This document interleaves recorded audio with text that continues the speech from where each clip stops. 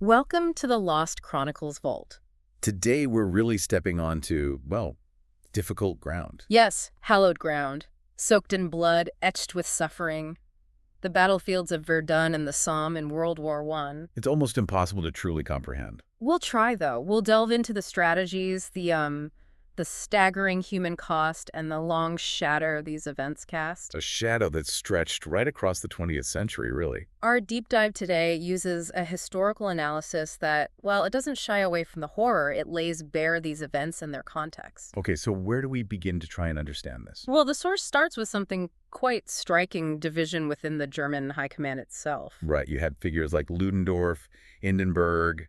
They saw more potential, maybe, on the Eastern Front against Russia. They felt they could achieve more there, more decisive results. That seems to have been their thinking. But the Kaiser, well, he went another way. He sided with Erich von Falkenhayn, and Falkenhayn was pushing hard for the Western Front, specifically targeting France. Yes, and his plan for Verdun, it wasn't about capturing some vital piece of land. No, not at all. It was something colder, more calculated. Predatory, almost. Falkenhayn's goal wasn't territory. Verdun, you see, it held this deep symbolic meaning for the French. A cornerstone of their identity, a fortress city. Exactly. It had stood against invaders before. And Falkenhayn, our source points out, aimed to exploit that symbolism. To draw them in, to force them to defend it at all costs. Precisely. To provoke this fierce defense, not because the ground itself was key militarily at that point. But as a bait, a lure and a trap designed to bleed them dry. That was the aim. Annihilation through attrition, sheer exhaustion. What a truly chilling concept. Victory not through maneuver, but just piling up bodies. And this furnace, this battle, it burned for 10 incredibly long months, February to December 1916. And the method, how did they actually plan to do it? Well, the Germans were deeply entrenched. They basically dared the French to attack their fortified lines. And then just rain down artillery. Relentless artillery. A constant storm of shells aimed at obliterating any advance. The goal, this analysis stresses, was the complete exhaustion, the breaking point of the French army. But the French didn't just break, did they? Their resistance was fierce. It was extraordinary. They refused to yield Verdun, even though its tactical value was maybe debatable in this new kind of war. And this led to just catastrophic losses. On both sides, a scale almost too large to really imagine. 4 months in, the death toll was already unbelievable yet. Yet the fighting just kept going. No real progress, but it continued. It says so much about the momentum of war, doesn't it? This awful inertia that takes hold. Even when the senselessness must have been becoming clear. Undoubtedly. The source suggests there were moments the futility was obvious, but the machine just kept grinding.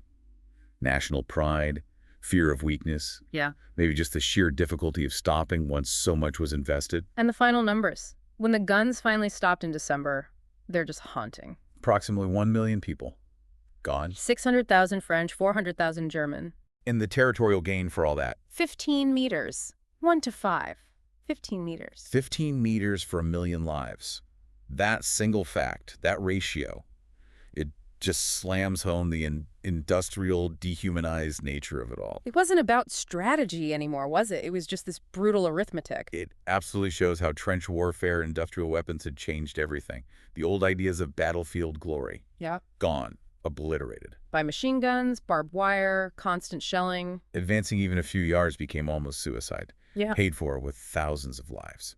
And then they introduced new horrors, things almost unimaginable. Flamethrowers, turning shelters into infernos, and chemical weapons, mustard gas. Our analysis mentions that the gas, well, its effectiveness could be hit or miss because of the wind, couldn't it? True, militarily it wasn't always decisive, Hmm. but the suffering it caused, unimaginable. Burning flesh, blinding eyes, choking lungs. And the source notes its most insidious legacy, perhaps. They're lowering that ethical barrier. Its use somehow normalized chemical warfare, opened a very dark door for the future. A terrifying progression in how to inflict pain and death. And the conditions in the trenches. The source paints such a grim, visceral picture. Constant rats, disease epidemics spreading like wildfire. And the unavoidable presence of the dead and mutilated. Everywhere. It's hard for us now, generations later, to even begin to grasp the psychological toll. Total dehumanization. And you see it reflected, don't you, in literature like remarks, all quiet on the Western Front. That title itself, All Quiet. So chillingly ironic given the daily reality of slaughter. It captures the sheer meaninglessness of it all, the lack of honor or sense or any real cause. Just this terrifying disregard for human life. And, as the source argues, staggering military incompetence. An entire generation lost, wiped out in these battles. Think of the lost potential medicine, art, science. We can never know. The battlefield itself, Verdun, became this huge scar on the land in France. A vast cemetery, endless graves. And for the soldiers there, the constant fear, writing those farewell letters.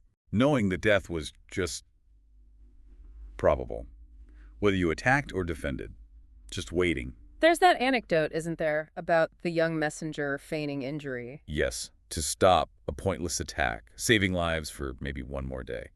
A small act of humanity against, well, against the machine. And then, unbelievably, just months after Verdun's agony seemed like it might finally end. The British launched their own major offensive, the Somme. Was the thinking that the Germans must be weakened after Verdun?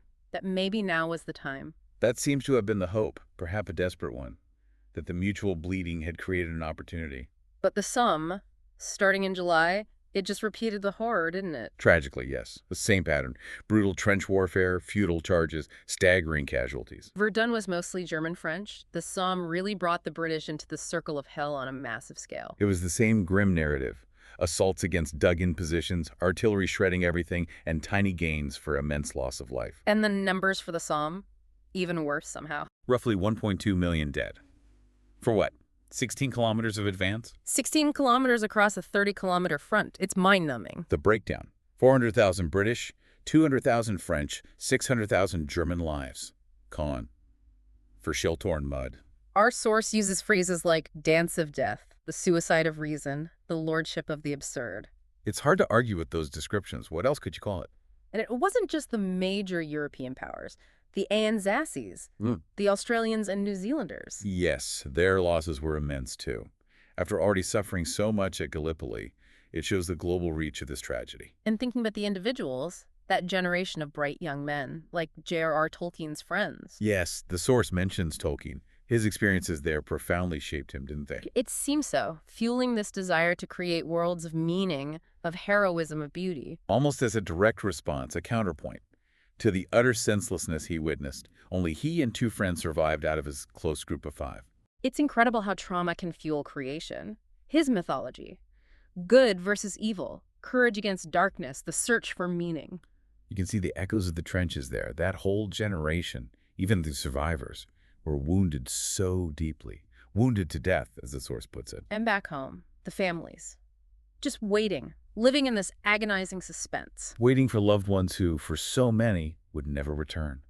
That's another vast layer of grief. The source also makes a point about how often the objectives themselves were, well, militarily insignificant. Verdun and the Somme are prime examples, but think of Stalingrad later, or even the bombing of cities like London. The goal shifted, didn't it, from strategic gain to just breaking morale, inflicting suffering. Right, it often seemed that way. And that's one of the most chilling points the analysis makes. Is that nobody involved ordering it or fighting it seemed to feel any pride. No one glorified it. Exactly.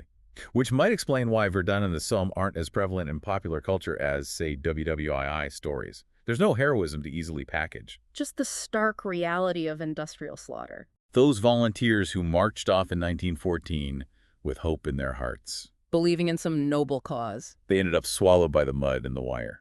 Their ideals drowned in the trenches. So after this horrific stalemate on the Western Front, the German command shifted focus again. Yes, Falkenheim was replaced. The thinking swung back towards the east, towards Russia. Believing Russia, which was already unstable, might be the weaker link, an easier path to victory. That seemed to be the calculation. But the Russian army, even as it launched its own offensives, was also suffering unimaginable losses. Another 1 million men lost on the Eastern Front, too. Yes, the scale was just devastating everywhere. And coupled with the conditions back home in Russia, corruption, poverty, speculation. The soldiers' morale just collapsed completely. They started deserting en masse. Yeah. Essentially voting with their feet against a war they couldn't comprehend anymore. And the Tsarist regime was crumbling anyway, wasn't it? Deeply corrupt, out of touch. Absolutely. The war just magnified all the existing problems.